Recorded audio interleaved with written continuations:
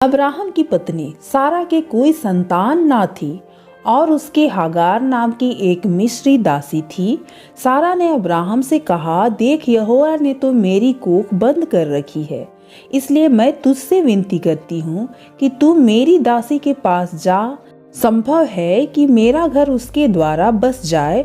सारा की यह बात अब्राहम ने मान ली।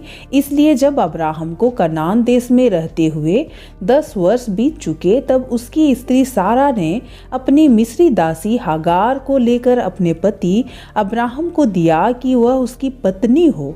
वह हागार के पास गया और वह गर्भवती हुई। जब उसने जाना कि वह गर्भवती है, तब वह अपनी स्वामिनी को अपनी दृष्टि में तुच्छ समझने लगी। जब सारा ने अब्राहम से कहा, जो मुझ पर उपद्रव हुआ वह तेरे ही सिर पर हो, मैंने तो अपनी दासी को तेरी पत्नी कर दिया। पर जब उसने जाना कि वह गर्भवती है, तब वह मुझे तुच्छ समझने लगी।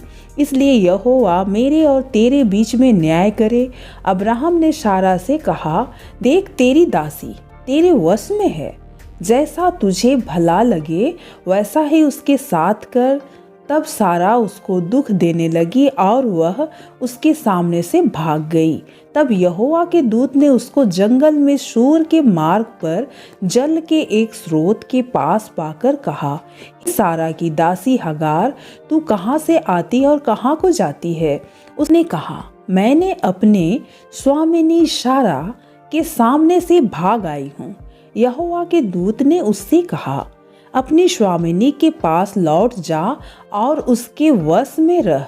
और यहोवा के दूत ने उससे कहा, मैं तेरे वंश को बहुत बढ़ाऊंगा, यहाँ तक कि बहुतायात के कारण उसकी गिनती ना हो सकेगी।